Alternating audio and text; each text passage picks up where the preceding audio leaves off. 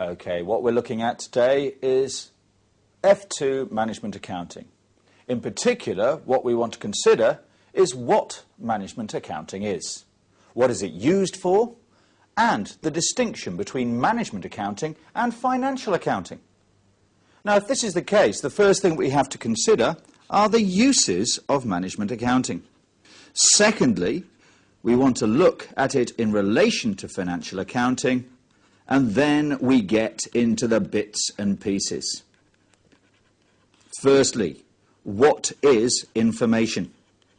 In particular there, we want to consider the distinction between information and data.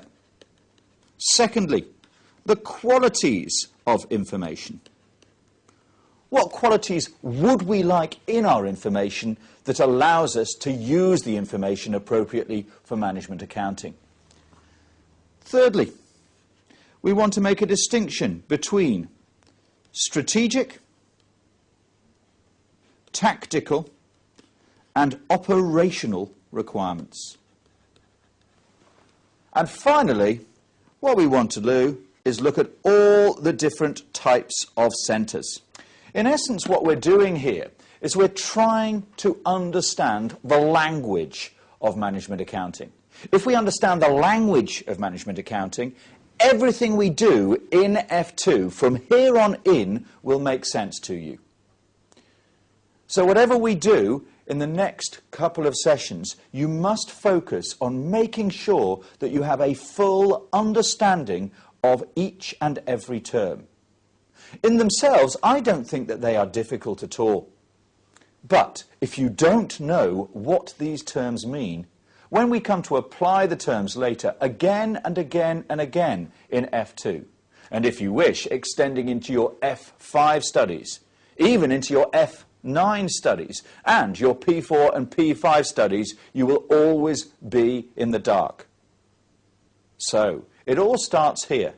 If we understand the language, we will quite easily be able to understand the relatively simple ideas that are present in F2. Now, the first thing we want to look at is why we need management accounting. So what is management accounting? Well, it is an accounting system that provides information for internal use by management. And if you think of what managers have to do to run the business, we could separate their tasks into three areas. The first area is that they must plan for the future. If they don't plan for the future, the company will fail. The company will fail because sooner or later, the company will be out of step with its environment. Secondly, we have to control. What we mean by control is we must compare our actual results to those that we originally thought we were going to achieve. If we don't have effective controls, again, the company may fail.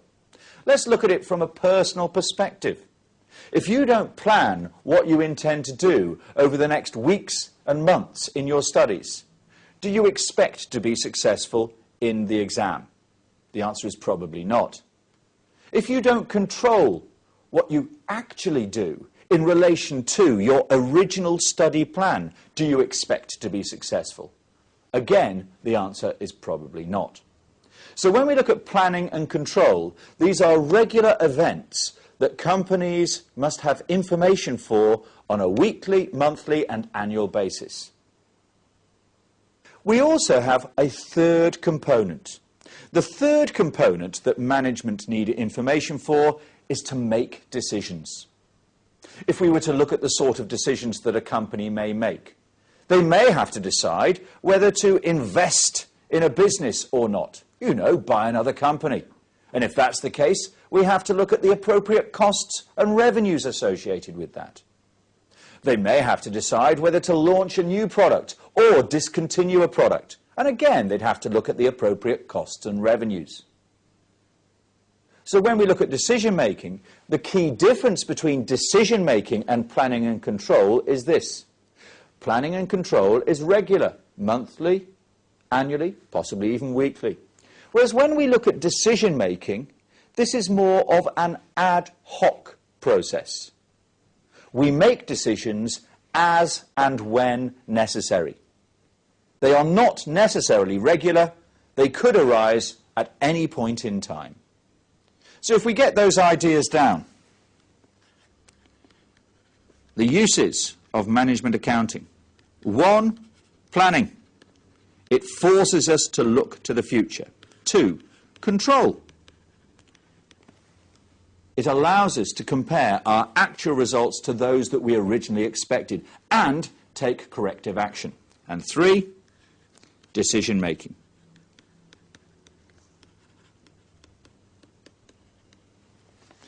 I will tell you that when you look at F5 or P5, you may be looking at more sophisticated ideas at the higher level papers. But in essence, this is all you're doing, and you heard it here first. So, we now know what it is that we're attempting to do. The next thing we have to do is say, well, if that's the case, what sort of information do we need in order that we can plan, control, and make decisions? And I suppose what you could say is that we need 3 separate types of information. But when we look at information, there are some basic qualities associated with the information that will always hold true. The first distinction that we have to make is this. What is the distinction between data and information?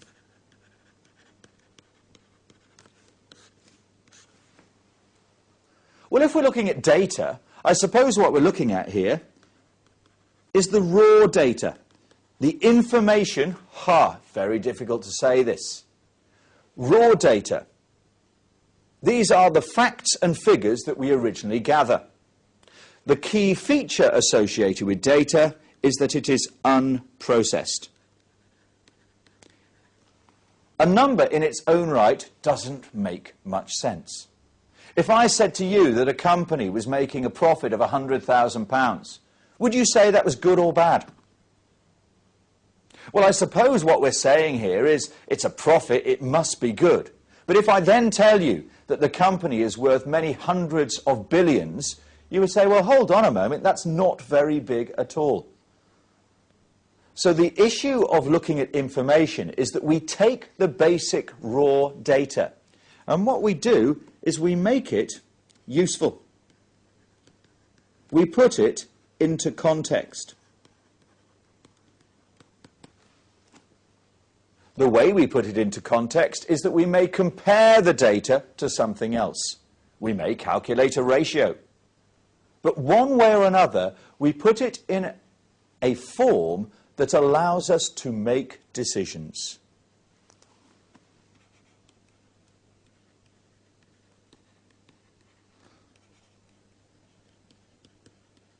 So a very simple idea this. The distinction between data and information is that data is unprocessed. It is the raw material, if you wish, for the system that we're looking at. Information is what we need. Information is what we are going to use to plan, to control, to make decisions. And of course, our role is to move the data into a form that it is information. That is what we get paid for. If I were to ask you a question, let's say I said to you, what are the directions to the station? What qualities would I expect from you in the answer? If you said to me in response, blue, what am I going to do with that? Is it possible that the first quality is that your answer must be relevant to the question? So, if I asked you for directions to the station, I'm looking for you to come back and say, well, you walk 100 yards down the road and you turn left and things like that. Secondly,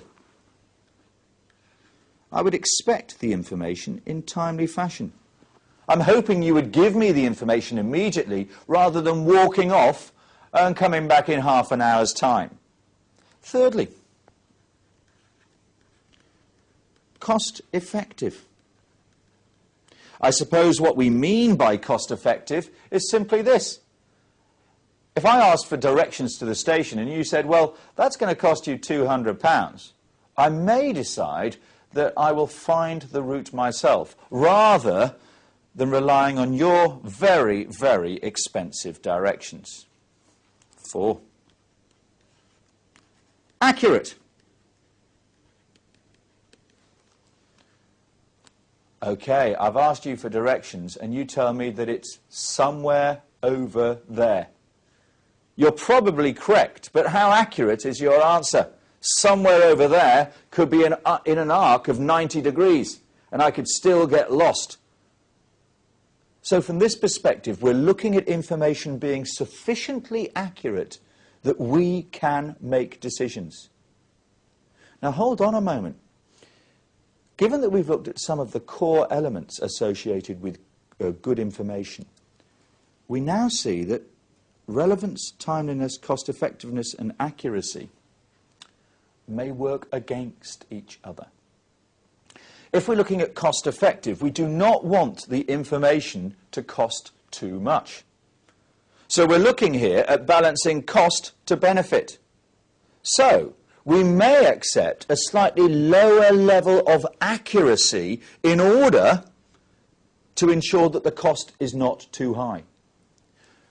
Secondly, if we're looking at timeliness, we may say that roughly accurate information today is better than wholly accurate information in 2 or 3 or 4 days' time.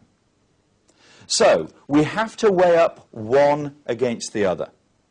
When we're looking at the qualities of good information, the sort of questions that you get in the exam here will simply say, which must we have?